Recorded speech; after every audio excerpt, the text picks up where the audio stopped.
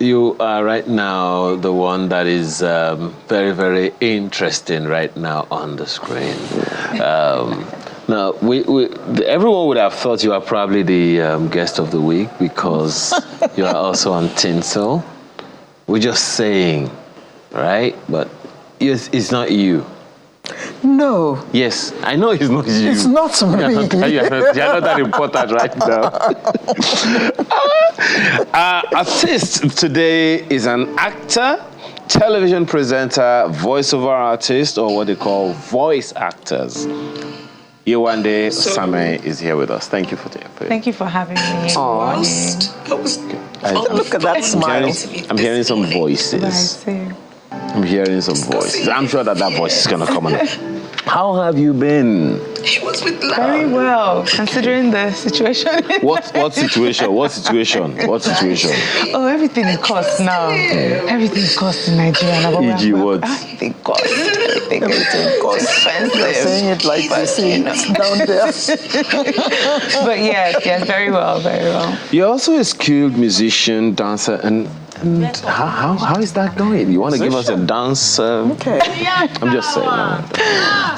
Yes, I'm trained for stage, so I'm a creative artist, I'm a performing artist, and with that you have to be able to do everything. Well, there's an advantage when you can sing, dance, act, so yes. Do you have that moment also where you just go crazy, like what we saw from the rap about Wale Ojo just did?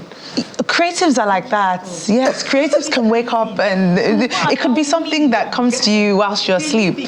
Creatives are like that, you know. We get given all kinds of inspirations at odd times. What's the craziest that you have done? The craziest thing I've done is move to Nigeria after being born and bred in the UK my entire life, and just moved to Lagos. That? Oh, to school. This is home? Oh no, it's I've been the only one, so that tells me that it's a bit crazy. But how have you found it, though? There's something about Lagos that it equips you, it shapes you. You find yourself, it's like you're thrown into a fire and you just have to kind of just firm, you know, and just find your way around things. So it's been, I've been shaped. I can say I've been shaped. You are shaped. And you're liking it. Yes. And you're liking it. Yes. I'm liking it. Okay. That's why I'm still here. Well, you went out of your way to study creative arts. So you're not one of those veterinary medicine graduates. No, I've always known that this was for me. Yes, I've always known. Always, as far back as when? As far back as, I would say I made the decision at age 14. But in secondary school, that was the one thing I excelled at. Like, I did extremely well. It was the only class that didn't bore me, drama. It was the only class, well, that and religious studies actually, but English too. But drama, I was always, my primary school teacher actually called me drama queen, and that was my name, and everybody would call me a drama queen. Which drama is this one? That is The Theory of Breakfast. We just wrapped up on Africa Magic. It's an Africa Magic original. So Theory of Breakfast. The Theory of Breakfast. So breakfast, I'm not sure if you've heard a Burna Boy song. Doncaster, slash, everybody go chop breakfast. So we say breakfast as it means you've been served. when your heart is broken, yeah, you've been served breakfast. So in this show, it was heartbreak. Yeah, love triangles, just showing the different aspects. No, it's a drama. Yes, it's a series. Okay. It's a series, but we've ended it now. So hopefully there'll be a season 2. Not sure, but yes, it was just. So many of us just chopping breakfast, as they say. So they gave me a la carte. Yes, Oh. Yes, that was my wedding day. So, Wow. yes. And he didn't show up. We didn't even get as far as the altar. We didn't get to the altar. He served me hot breakfasts. Yes. A la carte. Served me a la carte. So, and yes, that's me. And she played my on-screen cousin, Moet Abebe. She's phenomenal. She's really lovely. So she also chopped her own breakfast. And everybody Abebe. Yes, Abebe. Yes. And yes. what's the lesson in that particular one? This in Theory of Breakfast, it's relatable. Everybody can relate. There's somebody everybody can relate to. Well, actually, has Yewande chopped breakfast? I'm not sure. I'm not sure if I've really experienced what she experienced, but we've all had, we've all experienced love and all the things that come with love. So it's very relatable, yes. Okay. And it'll teach you what to do when you to know when somebody's about to serve you breakfast. Now, you've always known you wanted to do this that Yes. you do. Going professional would be a different ballgame, right? Aside education, you mean? Yeah. Yes, because with education,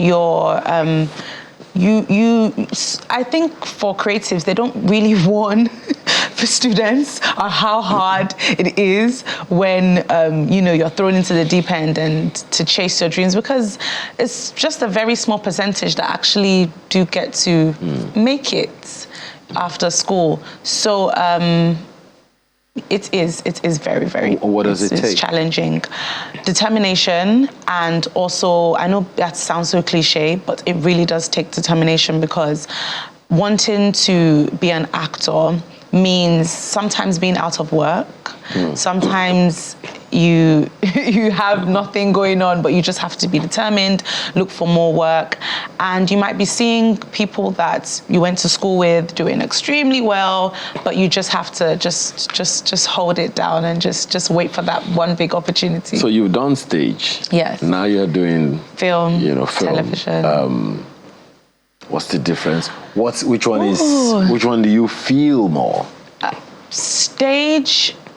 I'd love What's to say. wrong with all these people? No, Every one of you guys prefer stage. I'll be very honest. There's something about stage that you don't experience on film, but there's something with film that you can experience on stage.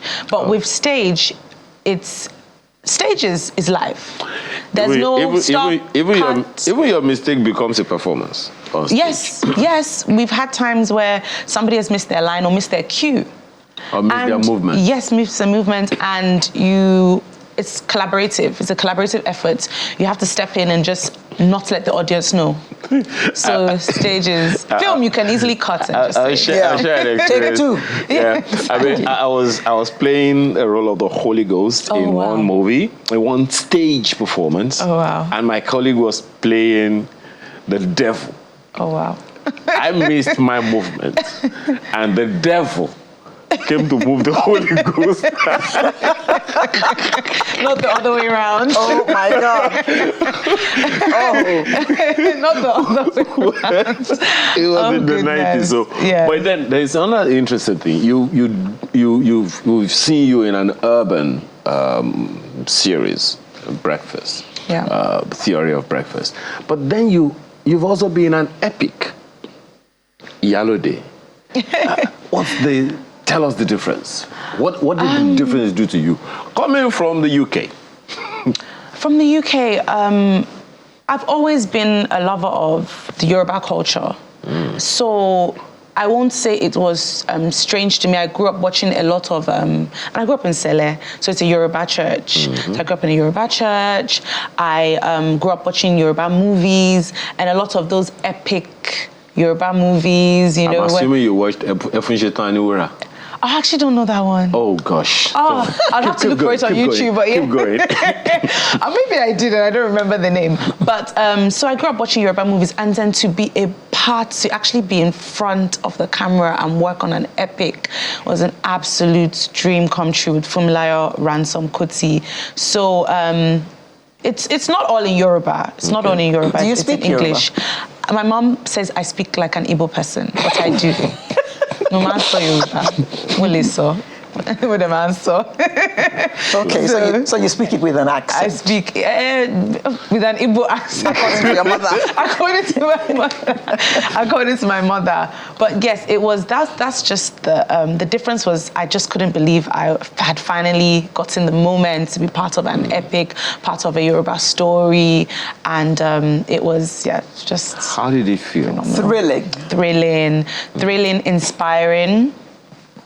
Before I moved to Nigeria, I was so sure I'd be doing so many charitable works and helping others. And then you kind of get mixed. You get into the mix, the rat race, and you're thinking of yourself. And I forgot about all those aspirations I had to help others. So this movie was so important, and kind of like there was it was reignited, all those, I want to help others and advocate for other people. So that's what it did for me. It did for me to not just think of myself, to remember, what my thoughts or what my plans were before. It's very inspiring, very, very inspiring film. And I dare say provocative as well, because even when we were speaking with Bolanle Austin Peters last week, one of the things that we discovered is that we don't even know our stories. We don't. Young people don't know the Nigerian story. We don't. How do you feel about, how does that make you feel? It's saddening. And I was just telling someone that even as parents, we don't do enough for our children I'm not a parent, but parents, my generation, we don't do enough for our children to know our culture, because sometimes we don't even know ourselves. I went to Unilag for a year, and I remember the name Funmilayo Ransome Kuti. It was the name of a close in Unilag, and I didn't know. I just said, Fela's mom. I said that must be Fela's mom. Full stop. Full stop. And that was that. And to know that she was This is you in the series, right? Yes. This is Funmilayo Ransome Kuti. This is us. Okay. Oh no, this is on set. Yes. Okay. This is in Abeokuta. Yeah, this is Abeokuta. So not knowing that was way more than that. She was an activist. She was a teacher. She was a woman, and a half. So if I don't know that, and I'm here in Nigeria, imagine people outside of Nigeria. So it's important this story travels across Nigeria and outside of Nigeria as well, to know that we have historical figures like this. We have historic figures. We have people that we can look up to. So it's so important that the story is told. It's crucial. What role did you play in this series? Mrs. Coker, who is, she was part of the elite women. Funmilayo Ransome Kuti put together a group of women, the Abeokuta Women's Club, before she changed it into Abeokuta Women's Union, where, they were advocating for low-income women, people who are not so educated. So this is Mrs. Coker. Yeah, she went to Cambridge, darling. She was in Cambridge. She was prim, proper.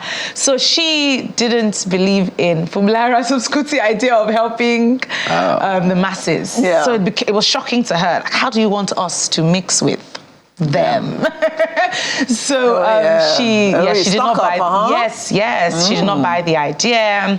She spoke up against that. Funmilayo, what are you doing? This is us, that's them. So that's a bit of my character. So she's not like me. Not like me. So I'll say the character is a challenge. I'm not a snob. Yes. So you've been in the industry for like how long now? Ooh. Should I say I'll say professionally in Nigeria. Let me say for Nigeria, 2017. Okay. 2017, I moved to Nigeria. I moved back because I went to Unilag for a year and I ran away. It was hard. It was very, very hard. So when I finished education, we'll talk about that after. Yes. So I moved back in 2017. There was NYC, and then I just was trying to juggle doing a 9-to-5 in film as well as breaking into, Nollywood. So I would say 2017, I was able to do a few gigs here and there. Then after COVID, I just let's do it. Culture shock. Oh, so many. But I would say I was prepared, because I had done school here. So nothing really shocked me after. It's different when you're doing it alone, but there's culture shock every day. You say you had done school here. I mean, what does that mean? I just the 1 year? attended uni just the 1 year. just the 1 year. That was it was enough to kind of prepare me for what was to come. So I did the year in Unilag. So what are these culture shocks so that we can know what to shock you For with? others, I think if I had to choose one thing that I would say that it's, to be honest, I would say it's just you have to learn to adapt and learn to blend. You have to learn to blend. Whatever situation you find yourself in or whatever group you find yourself in, you have to learn to blend. You have to learn to just... A nice way of dodging my question. up. So what next? I don't want to put anybody in trouble. So what should we be expecting from you and Osamein? Doing more for others. I'm a storyteller, and I have been creating small content here and there. So I want to create my own stories. So definitely doing more on my part with creating and building others. I also have a storytelling platform which encourages children to read and develop a culture for reading African stories by African authors. So I have that. So I'm definitely going to do more with that. And yes, just telling more stories. I think I've been behind the camera. I do want to continue doing more behind the camera, writing. Okay, now there are many people who want to get into the industry, and they have a hard time because they've heard all kinds of things. You have to, what's that word? Talk to the producers in a particular way. Yeah. Talk to the directors in a particular way. What would you advise, and how would you advise any young woman or young man out there to get into the industry? To be bold, and know that you are enough. Because I think of a lot of what I faced trying to get into Nollywood was doubts in your head, not being sure, not knowing how to navigate. So if you're bold and you believe in what you have, you'll be able to approach people with everything you have. So be very bold, be intentional, and to collaborate. They say if you want to go fast, go alone. If you want to go far, go together. So collaborate. Don't be afraid to collaborate. Don't be afraid to work with people. Yes, that's what I would advise. It's faster that way. Do you get to prepare in any specific way for your roles? Training, yeah, there are a lot of skills and things I have picked from my training. Okay. Aside from college, I attended an identity drama school, so there are a lot of things that we did there that I still, sometimes, just exercises, warm-ups, all those things, just to help you, just center yourself. And yes. There's something you didn't tell us earlier. What? How did mommy and daddy receive the fact that you wanted to...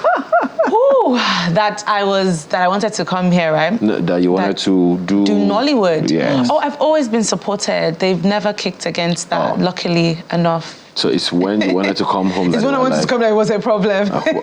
There, over there. It's when I wanted to leave the UK and school here that it was a problem. Why? School. Because I've been given an opportunity to study abroad and, finish from university and then come home. My mother kind of felt like I was going backwards. So it wasn't easy. It wasn't easy at all. I think my father was the understanding one actually then. It wasn't easy. You found it wasn't too bad, was it? Well, I ran away after a year, so we'll leave that discussion for another day. I'm back now. A niece of mine who hadn't been for 5-6 years came and was supposed to spend 10 days, ended up spending 6 weeks. She went back last week and she said to me, I'm coming back in September. Oh, yes, you'll be welcome. Tell her to come home. Tell her to come home. Thank you for your time. Thank you so much. I really appreciate it. Thank you. Yewande Osamein is an actor, television presenter, skilled musician, and dancer. Don't worry. The next time she's going to dance. Thank you so much for your time. Thank you. We're going to let you off this time and not make you sing. Yes, and dance. That's fine. I owe you a performance next time. Yeah.